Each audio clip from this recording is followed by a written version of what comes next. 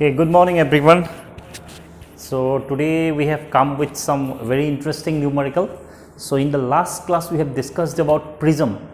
So we got an expression for the angle of deviation, then we have found out the expression for angle of minimum deviation. So prism eta ketia minimum deviation position ot thake relationship bilag ami ulialo. So quickly ekbar sailwa formula gita question to nasaba formula gita sailwa. तो मैं दिसिलो ए to जेटु tub angle two हेतु prism angle বুলি কয় r1 + r2 = a এটো এটা formula পাইছিলা তার পিছত পাইছিলা তোমালকে i + e - a i incident angle + e emergent angle - a prism angle is equal to delta, that is the angle of deviation. আৰু minimum deviation যেতিয়া থাকে এটা প্ৰিজম minimum deviation থাকিলে তেতিয়া r1 = r2 এ r1 আৰু r2 কি আছিল diagram মনত পেলোৱা r1 আৰু r2 কি আছিল এটো হল angle of refraction for the first surface, r2 to কি আছিল angle of incidence for the first surface. তোমালকে কাখত পুরানা ডায়াগ্রামটো লৈ লবা ওকে এই দুইটা অ্যাঙ্গেল সমান হৈ যায় কেতিয়া যেতিয়া মিনিমাম ডেভিয়েশন হয় আৰু দুইটা অ্যাঙ্গেলক মই r বুলি কৈছো তেতিয়া কি হৈ যায় টুৱাইস r কারণ এই ফর্মুলাটো সোয়া r1 + r2 দুইটাকে যদি তুমি r বুলি লেখা r1 and r2 মিলি টুৱাইস r হ'ব না সো টুৱাইস r = a হৈ যাব ওকে আৰু মিনিমাম ডেভিয়েশন থাকিলে angle of incidence becomes equal to angle of emergence okay আৰু এটা মই তেতে কথা কৈ থৈছিল তোমালকক মিনিমাম ডেভিয়েশনত যেতিয়া অ্যাঙ্গেল কিটা একে হয় কি হয় আসলতে এই প্ৰিজমটোৰ মাজেদি যিডাল ৰিফ্ৰেক্টেড ৰে আছে হেতু প্ৰিজমটোৰ বেসটোৰ লগত প্যাৰালাল হৈ যায় ওকে সেই গুটেইখিনি বস্তু আমি আগত পঢ়িলো একবাৰ ভালকে পঢ়ি চাই লবা এই ভিডিওটো চোৱাৰ আগত ওকে এতিয়া আমি নিউমেৰিকেল কিছুমান কৰিম তো আমি তিনটা নিউমেৰিকেল কৰিবলৈ চাম প্ৰথম নিউমেৰিকেলটো চোৱা মই লিখি থৈ দিছো calculate the value of angle of incidence. So angle of incidence to uliaba lage when a ray of light incident on one face of an equilateral glass prism, so koi dile equilateral prism hobole hole tinita angle 60 degree hobo lagibo, produces the emergent ray which just grazes. So emergent ray to ki hobo lagibo so emergent ray mane jitu ray prism tur pura ulai jabo. So emergent ray which just grazes along the adjacent face. So emergent ray to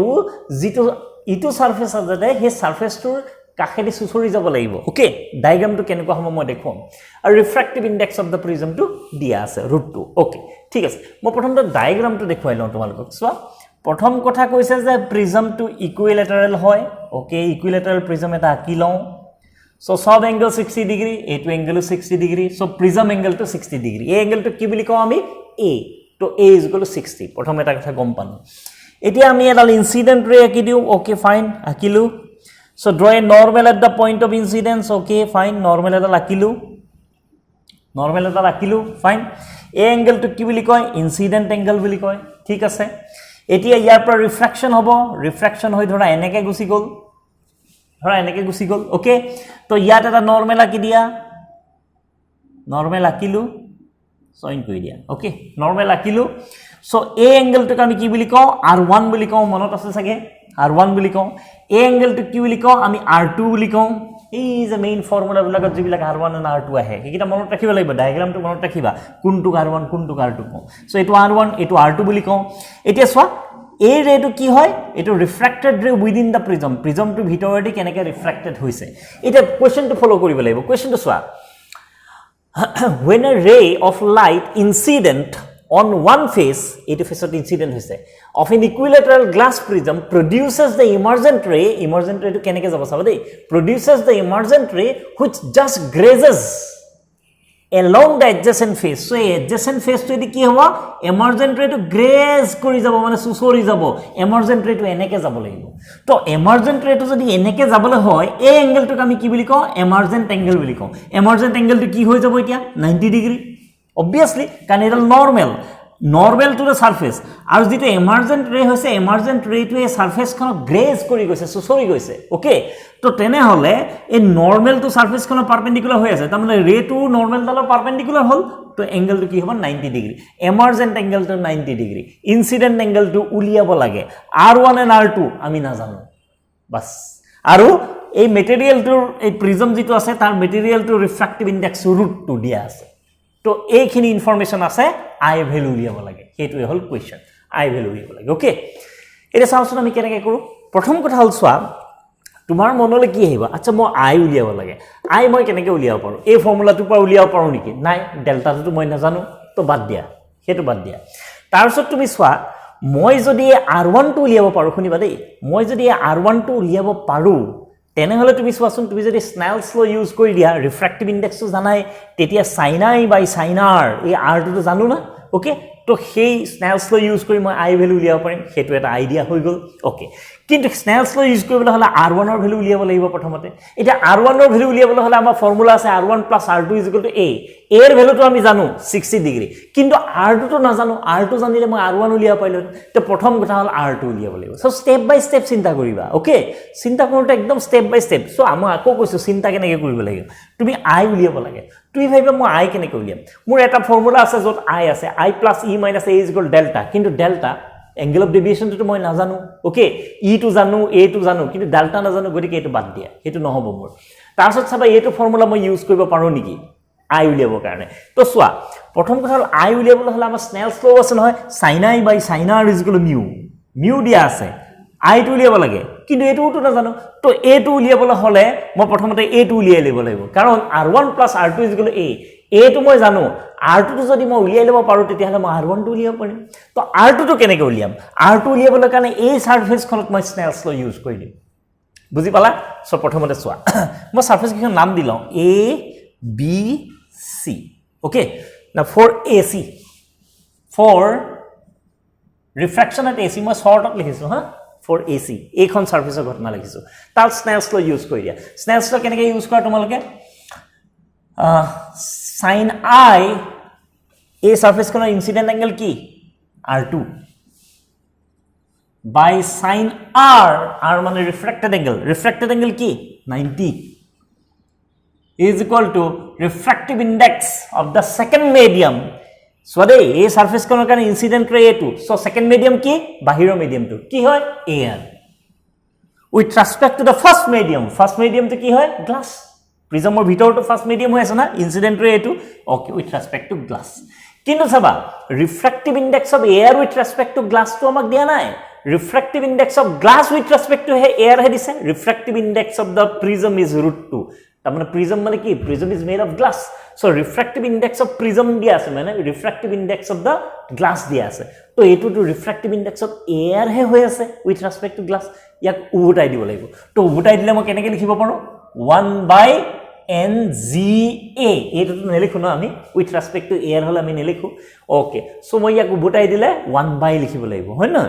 এই G টো আগলৈ আনিলো এটো তো মই শিকাইছিলো আগতে ঠিক আছে so this is implies that তোমাক কি লাগে sin r2 তো লাগে না ওকে সো লিখি দিয়া sin r2 is equal to sin 90 degree is equal to 1 so 1 / refractive index of glass √2 দিয়া আছে √2 লিখি দিয়া বুজি পালা so this is implies that r2 is equal to যদি sin r2 is equal to 1/√2 হয় sin r2 is equal to 1/√2 হয় তার মানে r2 is equal to কি 45 ডিগ্রি উলাই গল ওকে সো এই অ্যাঙ্গেলটো যে যেটো আমি না জানিছিলো হেতু আমি আগে উলিয়াই ললো কেলে উলিয়াই ললো এটি আমি r1 টো উলিয়াব পাৰিম therefore এটি লিখিবা হা therefore r1 plus r2 is equal to a this is implies that r1 is equal to a minus r2 a মানে কিমান 60 degree equilateral prism minus r2 মানে কিমান 45 ডিগ্রি তো ভ্যালুটো কিমান ললে 15 ডিগ্রি বুজি পালা r1 এর ভ্যালু উলিয়াই দিলাম 15 ডিগ্রি ওকে তো r1 জনা পিছত এটি আমাক i উলিয়াব লাগে তো আমি এই অ্যাঙ্গেলটো জানো এটো কি হয় refracted angle for this surface আর এটো কি হয় incident angle for this surface এটা স্নেলস ল ইউজ করা for ab okay for ab তো এইখন সাৰফেসৰ কাৰণে স্নেলস ল ইউজ কৰে কি হয় sin i yes incident এডাল ইনসিডেন্ট অ্যাঙ্গেল ইনসিডেন্ট রে হয় এইখন সাৰফেসৰ কাৰণে তো এটো হল incident angle sin i by sin r to কি হয় r1 is equal to refractive index of second medium always refractive index of second medium এটো যদি ইনসিডেন্ট রে হয় সেকেন্ড মিডিয়াম তোমার এটো মানে কি glass refractive index of glass with respect to first medium to কি air নেলিখো নহয় area okay ng মানে কিমান √2 এটো তুমি জানো নহয় √2 দিয়া আছে so this is implies that sin I is equal to root 2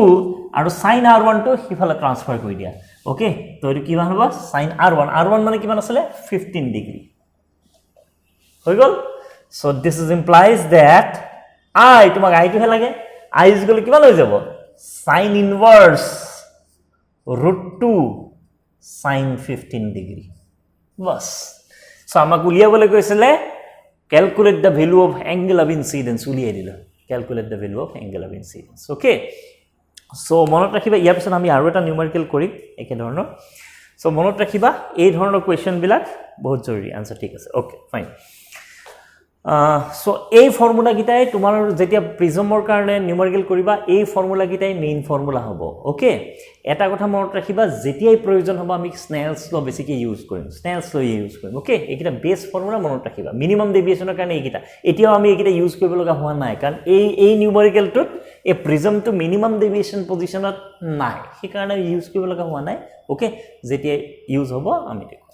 next কোৱেশ্চনটো চোৱা এতিয়া স্ক্ৰিনশ্বট ললে লৈ লব পাৰিবা সো গ্ৰেজিং টু বুজি পালা নহয় তো ৰে এটা ৰিফ্ৰেক্টেড যদি সাৰফেস খনৰ ফালেৰে যদি ৰিফ্ৰেক্টেড হৈ যায় এটো গ্ৰেজিং বুলি কও গ্ৰেজ দা সাৰফেস খনক গ্ৰেজ কৰি দিছে গ্ৰেজেস ওকে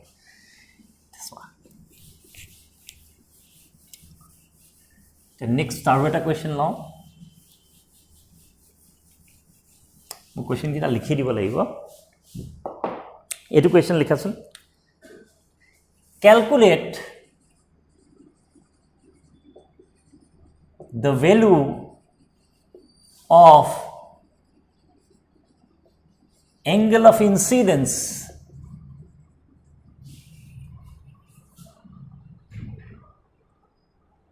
oh sorry no এইটো লেখা এইটো interesting a ray PQ incident on the face AB of a prism ABC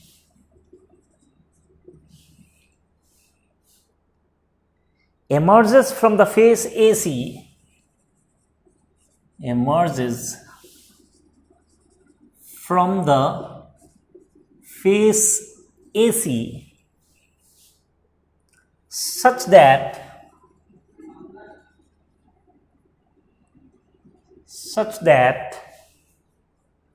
AQ is equal to AR draw the ray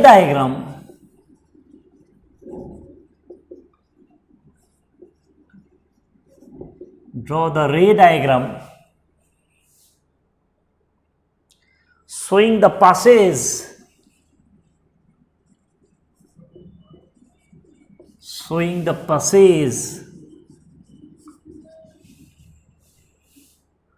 of the ray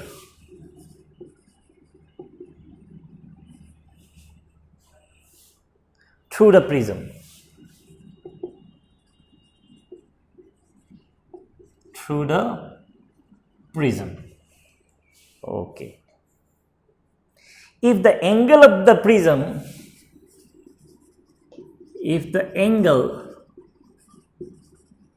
the prism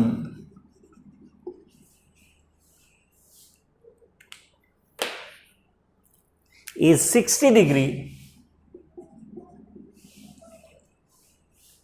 and refractive index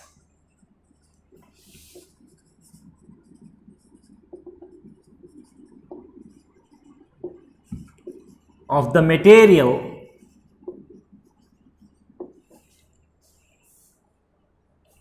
is √3 determine the value of angle of incidence angle of incidence and angle of deviation এইটো কৰিম আমি okay so কোৱেশ্চনটো চাই লোৱা আমি এইটো কৰিম এতিয়া ঠিক আছে সো এই ডায়াগ্ৰামটোৰ এটা পাৰ্ট দিয়া থাকিব তুমি বাকিখিনি প্ৰেডিক্ট কৰিব লাগিব ওকে সো মানে ডায়াগ্ৰামটো ইনকমপ্লিট কৰি দিয়া থাকিব তুমি ডায়াগ্ৰামটো কমপ্লিট কৰিব লাগিব প্ৰথমতে মই ডায়াগ্ৰামটোই বনাই লওঁ সো প্ৰথমতে কি দিয়া আছে জানা A B C Q R P Q okay এইখিনি দিয়া আছে ডায়াগ্ৰামটোত চাবা দেই A B C এটো P বুলি কৈছে ইয়াৰ পৰা ইয়ালে গৈছে এটো Q বুলি কৈছে আৰু R টো ইয়াত দিয়া আছে R টো ইয়াত দিয়া আছে বাস ইমানখিনিয়ে দিয়া আছে ডায়াগ্ৰামত এইখিনিয়ে দিয়া থাকিব এটা question পঢ়িছোৱা a ray PQ yes incident on one face AB of a prism ABC emerges from the face AC so a ray to mane AC pra a face to pra ulai ahibo keneke ulai ahibo emerges from AC such that AQ is equal to AR AQ is equal to AR etu hobo lagibo acha prothom baki kintu ami pisat pohim prothomote AQ is equal to jodi AR hobole hoy এই দুইটা distance যদি একে হবলে হয় that means a ray to keneke ahibo lagibo ইয়াৰ পৰা ইয়ালৈকে এনেকে আহিব যাতে QR becomes parallel to BC বুজি পালা নাই হেতু প্ৰথম কথা এটা QR becomes parallel to BC মানে এই পার্টিকুলার প্রিজমটো মিনিমাম ডেভিয়েশন পজিশনত আছে মই যে কৈছিলো এই কন্ডিশনটো কি হয় the refracted ray inside the prism becomes parallel to the base so AQ is equal to AR যদি হয় then QR becomes parallel to BC that means the prism is in the minimum deviation position so হেতু বুজি পালো okay তো আমি লিখিম আৰু আচ্ছা তাৰপিছত চোৱা কি কৈছে draw the ray diagram showing the passage of the ray through the prism এটা প্ৰথম কথা হল minimum deviation positionত আছে এটা ইয়াতে আমি এটা নরমাল আকি দিউছন ঠিক আছে এটা নরমাল আকি দিলো ওকে ইয়াতে এটা নরমাল আকি দিলো ফাইন ইয়াতে কাট কৰি দিলে ধৰা এটা এই ৰে ডাল ৰিফ্ৰেক্ট হোৱাৰ পিছত কি হ'ব এনেকে উলাই গুছি যাব আৰু মিনিমাম ডেভিয়েশন পজিশনত কি হয় মই কৈছিলো আগে মিনিমাম ডেভিয়েশন পজিশনত কি হয় এইটো যদি অ্যাঙ্গেল অফ ইনসিডেন্স এইটো যদি অ্যাঙ্গেল অফ এমার্জেন্স মন কৰিবা I = E হয় মিনিমাম ডেভিয়েশন পজিশনত ওকে তাৰপিছত এই অ্যাঙ্গেলটোক আমি R1 বুলি কওঁ এই অ্যাঙ্গেলটোক আমি R2 বুলি কওঁ minimum deviation পজিশনত R1 = R2 = R বুলি ধৰো আমি এইটো okay so twice R = A হৈ যাব এই অ্যাঙ্গেলটো প্রিজম অ্যাঙ্গেল A ওকে এই গুটেখিনি কথা আমাক লাগিব এতিয়া সো তোমালোকক যে কৈছে draw the ray diagram showing the passage of the ray through the prism এই ডায়াগ্ৰামটো ড্ৰ কৰিব লাগে কথা হেতু তো প্ৰথমতে ডায়াগ্ৰামটো ড্ৰ কৰিবা মাৰ্ক পাই গলা ইনকমপ্লিট ডায়াগ্ৰাম দিব তুমি কৰিব লাগিব অকল এডাল ৰেহে দিয়া থাকিব বাকিখিনি তুমি কৰিব লাগিব এনেকে প্যাৰালেলি আকিব লাগিব ওকে ফাইন এতিয়া আমি উলিয়াও সো কি কৈছে if the angle of the prism is 60 degree এই অ্যাঙ্গেলটো দিয়া আছে 60 ডিগ্ৰী বুলি কৈছে এই অ্যাঙ্গেলটো 60 ডিগ্ৰী বুলি কৈছে okay and refractive index of the material of the prism √3 বুলি কৈছে so n = √3 বুলি কৈছে okay determine the value of angle of incidence and angle of deviation I আৰু delta এই দুটা বস্তু লাগে আচ্ছা উলিয়াও আমি ওকে সো আৰম্ভ কৰো প্ৰথমতে সোয়া দিয়া এনেকা কোৱা since AQ is equal to AR question টোত কৈছে AQ is equal to AR AQ is equal to AR therefore QR is parallel to BC that is prism is in minimum deviation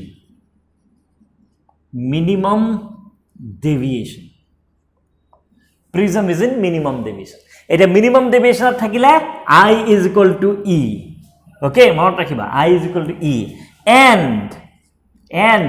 twice R is equal to A this is implies that R is equal to A by 2 মনত ৰাখিবা twice R is equal to A so R is equal to A by 2 এটা A টো কিমান দিয়া আছে 60 so 60 divided by 2 কিমান হৈ গল 30 degree প্ৰথম কথা হলে R1 to 30 ডিগ্ৰী কারণ R1 is equal to R2 না দুইটা একে হয় না মিনিমাম ডেভিয়েশনত সো আমি কি গম পালো A2 30 degree A2 30 degree R is equal to 30 degree okay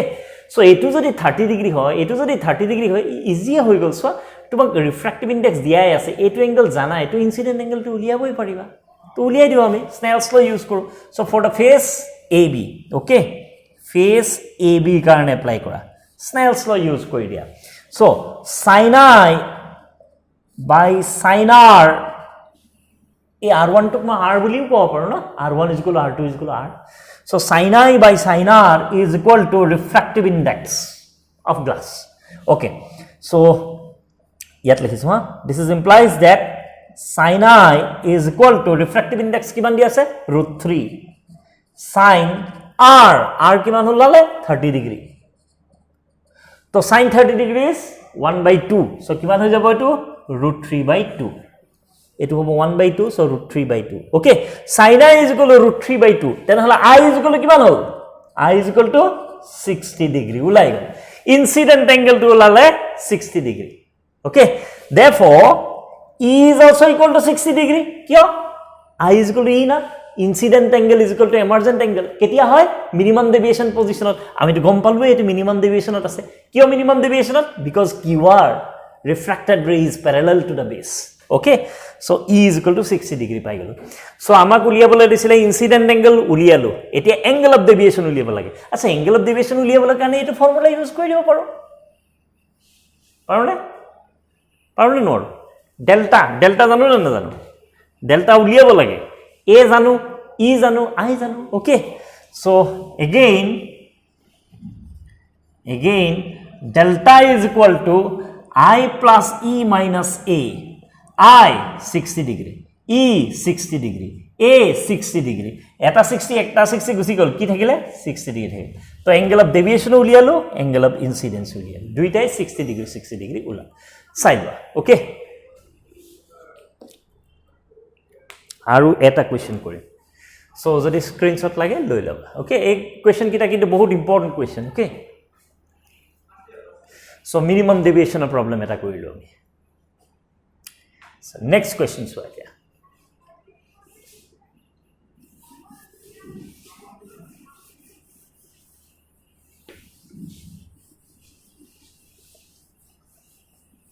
formula kita ase eta rakhi thoi disu a ray of light PQ is incident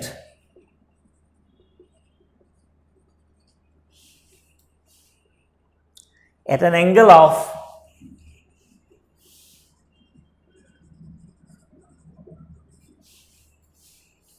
60 degree on the face AB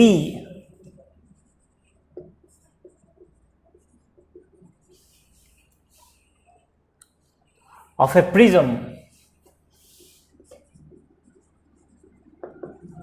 of angle 30 degree a prism angle 30 degree thin prism okay anyway bahut thinu no hai as shown in the figure mane diagram di dibo as shown okay the ray emerging out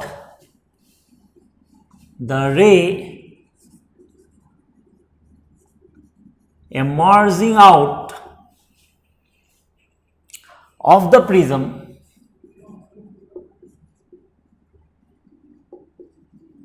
makes an angle of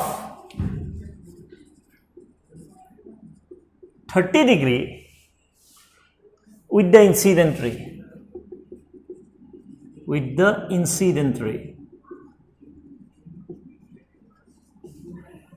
Okay. So that the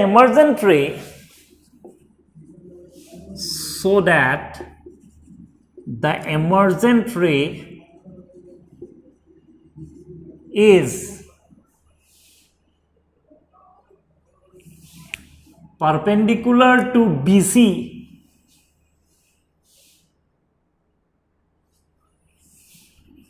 through which it emerges through which it emerges. Also calculate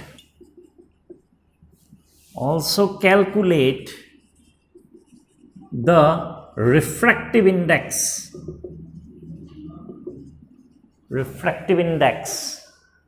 of the prism material. Prism will likhi thoi disu buji pai gelu. Okay, diagram to dia ase half diagram. Mo half diagram to akilo. So eto thin prism to enekwa a angle to 30 degree boli koise. Prism to naam dise ABC hola ha mo sai lom ekhoni. Prism to naam dise ABC, a to B naam dise eneke dise jeneke ase ABC eneke ase ha. To incident ray to eneke ase yate dal normal aki dise yate aru a angle to 60 degree boli koise ta mane incident angle to 60 degree. Okay, a ray dalor naam di dise PQ, ray dalor naam PQ di dise. Diagram to imanei draw korise aru draw kora nai, diagram to imanei draw kori thise. Okay, etia ami baki khini diagram niche draw kori lobo lagibo baki khini. Okay, so a ray of light PQ, okay, is incident at an angle 60 degree on the face AB of a prism of angle 30 degree. Pura milise as shown. The ray emerges out of the prism, the ray to keneke olabo ha, emerges out of the prism making an angle 30 degree with the incident ray. Oh my god, 30 degree with the incident ray. Incident ray to efale goise na, kun phale goise sai lo. Incident ray to eneke goise na, asolte incident ray track to enekwa. Okay, etia a ray dal keneke ulabo saba dei, a ray dal eneke ulabo lagibo saba dei, making an angle মই এনেকুৱাকে আঁকি দিলো যেতিয়া কাৰণ চোৱা কেলে কি হ'ব চাবা দেই, so that the emergent ray is perpendicular to BC. এটা perpendicular to BC আঁকিবলৈ যাওঁতে এডাল সিধাই গুচি যাব না, সব মই অকমান এংগেলটো চেঞ্জ কৰি দিওঁ ৰবা, অকমান চেঞ্জ কৰি দিওঁ বাস, এতিয়া হৈ যাব নহলে সিধা হৈ যাব না. Okay, so samade it angle 60 degree it emerging keneke hosa. So the ray emerges out of the prism makes an angle 30 degree with the incident ray. So incident ray track to kenekwa enekwa ei phale incident ray track to asile. Okay, it emergent ray to keneke ulai jabo boli kase eneke ulai jabo samade eneke ulai jabo by making an angle 30 degree with the incident ray. Incident ray to eneke ase na hoy তাৰ লগত 30 degree angle কৰি পেলাই ই উলাই গুচি যাব. Okay, proof কৰিবলৈ কৈছে so that the emergent ray, এইটো emergent ray নহয়, emergent ray is perpendicular to BC. এই BC লগত পারপেন্ডিকুলার হ'ব লাগিব. আচ্ছা, পারপেন্ডিকুলার হ'ব মানে কি, এই ৰেটো ৰিফ্ৰেকশনে নহব, তেতিয়াহে পাৰপেন্ডিকুলাৰলি উলাই যাব, নহলে ৰিফ্ৰেকশন হলতো পাৰপেন্ডিকুলাৰলি উলাই যাব নোৱাৰে না. সো ই যেনেকৈ আহিছে তেনেকৈ গুচি যাব, সেইটো প্ৰুফ কৰিব লাগে. ওকে, আৰু লগতে refractive index of the material of the prism উলিয়াব লাগে. ঠিক আছে, প্ৰথমতে এই এংগেলটো যে 30 ডিগ্ৰীটো আসলে এটো কি, এটো angle of deviation. Angle of deviation by definition কি আসলে, এই যে এমার্জেন্ট রে টু ইনসিডেন্ট রে অরিজিনাল ট্ৰ্যাকটোৰ লগত যেটা এংগেল কৰে সেইটোৱে এংগেল অফ ডেভিয়েশন. ডায়াগ্রাম চাই লবা. ওকে, সো সিহঁতে এংগেল অফ ডেভিয়েশনটো দি দিছে আসলে ইনডাইৰেক্টলি, ডাইৰেক্টলি কোৱা নাই এইটো এংগেল অফ ডেভিয়েশন, তুমি জানিব লাগিব. ঠিক আছে, ওকে, এতিয়া আমি ক'ব লাগে, আমি প্রুফ কৰিব লাগে যে এই এমাৰ্জেন্ট ৰে টু বিসিৰ পাৰপেন্ডিকুলাৰ. ইজি, তুমি কি কৰিব লাগে জান নাই, তুমি প্ৰুফ কৰিব লাগে যে angle of emergence to 0 degree. যদি angle of emergence to 0 degree হয়, এংগেল অফ এমার্জেন্স টু কি আছিলে, ওকে, এই যে এমার্জেন্ট ৰেটোৱে নৰ্মেলৰ লগত যেটো এংগেল কৰে সেইটোৱে আছিলে এমাৰ্জেন্ট এংগেল. এনেকুৱা আছিল না, নৰ্মেল ডালৰ লগত এই এমাৰ্জেন্ট ৰেটো যেটো এংগেল কৰে সেইটোৱে এমাৰ্জেন্ট এংগেল. এতিয়া এই এমাৰ্জেন্ট ৰেটো যদি পাৰপেন্ডিকুলাৰ হৈ যায়, এংগেলটো কিমান হৈ যাব, 0 ডিগ্ৰি. তো এমাৰ্জেন্ট এংগেলটো যদি 0 ডিগ্ৰি বুলি প্ৰুফ কৰিব পাৰো, তেতিয়া আমি ক'ব পাৰিম এমাৰ্জেন্ট ৰে ইজ পাৰপেন্ডিকুলাৰ টু বিসি. চাওঁচোন প্ৰুফ কৰিব পাৰো নে নোৱাৰো. ওকে, এতিয়া আমি চাম. ঠিক আছে, এতিয়া চোৱা, প্ৰিজমটো মেটেৰিয়েলটো দিয়া আছে, ৰিফ্ৰেক্টিভ ইনডেক্স, সৰি ৰিফ্ৰেক্টিভ ইনডেক্স উলিয়াব লাগে, মই এন বুলি ধৰি দিছোঁ. ঠিক আছে, এতিয়া আৰম্ভ কৰোঁ. কি কৰিম এতিয়া চোৱা, ডেল্টা দিয়া আছে 30 ডিগ্রি, এইটো জানো. ঠিক আছে, আই জানো, ডেল্টা জানো, এ জানো, আৰু ইটোটো ওলাই যাব, চোৱাচোন. নাও I plus E minus A is equal to delta. This is implies that I 60 degree. E নাজানো উলিয়াব লাগে A 30 degree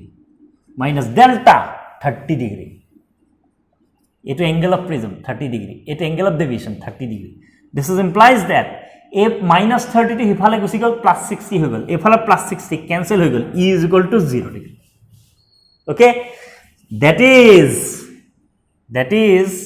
okay, emergent ray is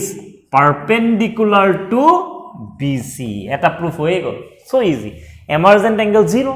0 মানে কি emergent ray টোৱে নৰমালৰ লগত একো এংগেলই কৰা নাই, নৰমালৰ ডিৰেকচনতে emergent ray টো গুছি গল এংগেল নকৰিলে, তাৰ মানে কি emergent ray টো সাৰফেসখনৰ পাৰপেন্ডিকুলাৰ, সেইকাৰণে নৰমালৰ লগত ওভাৰল্যাপ কৰিছে, তো ওলাই গল, এটা প্ৰুফ কৰিলো। এতিয়া আমাক লাগে calculate the refractive index of the material. আর refractive index উলিয়াবলে একেবারে ইজি। তুমি চোৱাচোন এই সাৰফেসখন যদি লৈ লোৱা ইনসিডেন্ট অ্যাঙ্গেল জানা, অ্যাঙ্গেল অফ ৰিফ্ৰাকশন জানা, তো স্নেলস ল ইউজ কৰা। So for the surface AB, AB কাৰণে স্নেলস ল sin I মানে 60 ডিগ্রি বাই sin R মানে 30 ডিগ্রি, নহয় 30 ডিগ্রি, এই গোটেই অ্যাঙ্গেলটোহে ল'ব লাগিব, ওকে। এটো নরমাল এই এঙ্গেলটোহে ল'ব লাগিব, বুজি পালানে? এটো ইউজ কৰিব নোৱাৰিবা, এটো দিয়া নাই আমাক। আচ্ছা, তেনে কেনেকৈ উলিয়াবা? এইখন সাৰফেসৰ কাৰণে মই পাৰো নহয়, এইখন সাৰফেসৰ কাৰণে তুমি চোৱাচোন এইটো হ'ল ইনসিডেন্ট ৰে, ঠিক আছে, এইটো ইনসিডেন্ট ৰে, ঠিক আছে, আৰু এইটো হ'ল ৰিফ্ৰেক্টেড ৰে। সো ইনসিডেন্ট ৰেটোৱে কি এঙ্গেল কৰিছে 0 ডিগ্ৰি। মই এই এঙ্গেলটো উলিয়াই ল'বও পাৰো, কেনেকৈ উলিয়াব পাৰো চাবা দেই, এই যে ফৰ্মুলাটো ইউজ কৰা, এই ফৰ্মুলাটো R1 plus R2 is equal to A, হয় না? ওকে, তো আমাক R1 লাগে, এই এঙ্গেলটো R1, হয় না? এইটো রিফ্র্যাক্টেড রে আর এটা নরমাল, এটা R1, হ্যাঁ। তো R1 plus R2, এই যে রিফ্র্যাক্টেড রেটো আছে এই সারফেসখনত নরমালি হিটিং কৰিছে, তো নৰমালি হিট কৰিলে এই ইনসিডেন্ট অ্যাঙ্গেলটো যেটো আমি R2 বুলি কওঁ, ইনসিডেন্ট অ্যাঙ্গেলটো 0 হৈ গল না, so R2 is equal to 0, A is equal to 30 degree, তো R1 is equal to কিমান হৈ গল 30 ডিগ্রি। তো এই অ্যাঙ্গেলটো আমি উলিয়াই লম, এতিয়া আমি ইউজ কৰিম এই সাৰফেসখনৰ কাৰণে, okay. So now for the surface AB, sin I মানে 60 degree divided by sin R মানে 30 degree is equal to refractive index n. Sin 60 degree √3/2, sin 30 degree 1/2. So this is implies that n is equal to 2 কাটা গল, কি থাকি গল √3, বাস refractive index of the material of the prism ওলাই গল, okay, answer to correct, okay। So বুজি পালা, এটা কথা মনত কৰিবা, এটা নাপাহৰিবা, মই প্ৰথমতে এপ্লাই কৰিবলৈ গৈছিলো কিন্তু মই দেখিলো এই এঙ্গেলটো মই নাজানো, এইটো হে এঙ্গেল অফ রিফ্রাকশন, তো সেই কাৰণে এইটো উলিয়াবৰ কাৰণে এই ফৰ্মুলাটো ইউজ কৰি ললো। প্ৰথম এঙ্গেল অফ প্ৰিজম জানো, R2 টো জানো, কিয় জানো, because this in the ray which is incident on the face BC, যেটো ইনসিডেন্ট রে হয় BC ৰ কাৰণে, সেই ৰেটো পাৰপেন্ডিকুলাৰলি হিট কৰিছে, তো পাৰপেন্ডিকুলাৰলি হিট কৰিলে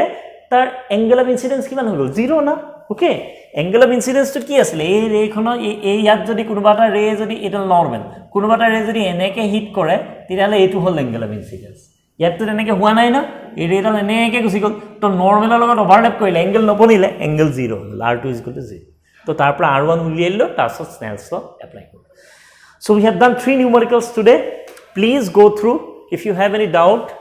you can use WhatsApp and give me the messages if there is any doubt. Thank you. Have a nice day. Meet you in the next class with something else. Thank you.